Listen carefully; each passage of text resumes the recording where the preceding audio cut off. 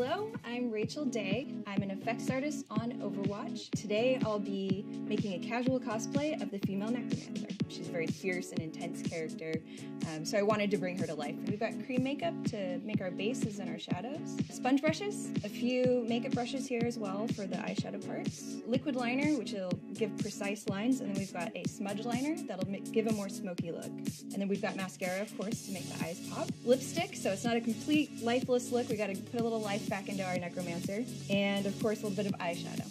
Seal it all together with our final seal so it doesn't melt off throughout the day. Add a wig so you get the look all pulled together. And then finally, a leather jacket. What will bring it all together is my friend Chris. He's making a scythe for me that I can carry around the convention. So we're doing this as kind of a rock and roll Necromancer, something that'll be fun to wear around the convention all day. Start with our cream base in white and do an overall coverage. So we're using a gray cream here to go through the shadows of your face, underneath your cheekbones, under your jawline, into the eye sockets and the temples. Put a little bit of the darker color right along the bridge of your nose. For the final step on putting your base colors down, you're going to want to go back to the white and really bring out the highlights on your cheekbones, on your nose, and on your chin. We've got a palette here that has quite a bit of reds in it. We'll use that on our eyes. Use the same base color to give a little bit of a smudge look right under the line of the eye. We want to add a little bit more pop of color, so I've got this more saturated maroon, pinky reddy color to go on next. The final piece for the eye makeup is adding in a little bit of highlight color. So for this, I'm going to take this light gold and add it right to the lid.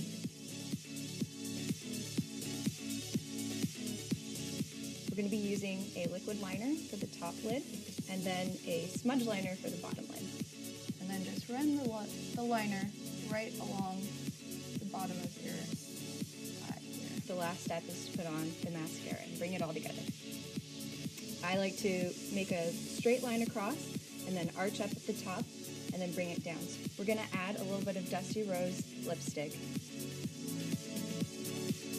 So now that the makeup is done, we're moving on to the wig. So you're going to need a few supplies. You're going to need a wig cap, need some bobby pins, and of course your wig. I like to start from the back and work to the front. So just kind of flip it around and pull it forward. And there you have your wig. I'm using the same cream makeup that was on my face, and just like we did before on the face, starting with a white base. So for adding shadows, I like to do right in the throat of the neck and then across the collarbones. Now that the makeup is in place on the neck and chest area, I'm ready to put on the jacket and get down to the convention. Hey guys, my name's Chris Hayes. I'm a character artist on World of Warcraft. I've decided that the one that I think would be really great is this Troggle's Scythe, and it's this kind of corrupted, rotted blade, which is a lot of organic shapes, and I think it's going to work really, really well. I've got a pattern that I've already made. This is an L300 EVA foam, so just a simple black marker works great, and you just want to go around the outside of this pattern and trace it out. You always want to use a nice, fresh, clean blade. Drag the blade through the foam and not go all the way through to start. So I'm going to cut this all the way through now. You're going to stack it, and you're going to glue it together. Contact cement onto both sides. Just get it in place, push it. So now we have these two pieces glued together. We want to get a respirator on, and we also want to put eye protection on. And you look pretty sweet like this, like a post-apocalyptic, LARPer, which is sweet. We've got this all shaped with the scroll saw. And I went ahead and I added this extra piece. This is just a little bit thinner piece of that L300. We're going to go through with a razor blade, and we're going to start just kind of cutting chunks down, trying to get the basic shapes. Try not to cut your fingers, because hospital trips totally get in the way of getting your cosplay done. So you can get a variable speed rotary tool. And I've got all of these holes in here, and I've got these pock marks.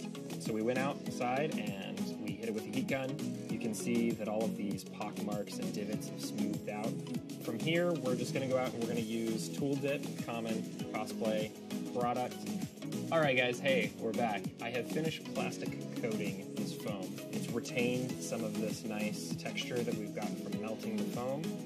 From here, we're gonna take it out and we're gonna paint it up. Here we have the finished site. So I went through and I kind of layered up some of those colors like you can see. Went back in, painted some of these darks in. There's obviously a lot more than just the blade. So with using kind of a similar technique, I went through and I built up this this handle, just layered a couple of those layers of foam. Except for the handle, I wanted something a little more rigid. I didn't want just the soft foam. So I actually added something like this. This is a fiberglass core rod. You can get these from industrial or construction websites. PVC works just as well. You can heat and bend the PVC, get the shape, and just layer the foam around that. And then it's just the same kind of techniques. Carve it up, shape it, get it exactly kind of how you want it. The organic wooden handle, I used a wood burner or a hot wire tool to just get these kind of striations of the wood, and then just painted it up with acrylic paint. Same with this cap down here. It's just, you know, building up those layers of foam, cutting that out, painting it up the same way I did this scythe head. This is the final product. Let's go give it to Rachel. This is wonderful, and it's so lightweight. I could just carry it around like this all day. Totally raise the dead. The really cool thing about cosplay at Blizzcon is that you can go all out if you want to, or you can scale it back and do a little bit of casual. It's so comfortable. It's so much fun to go around the convention just like this. You get the flavor of the character, the excitement of being in cosplay and everybody enjoying what you've done, but you also get the comfort.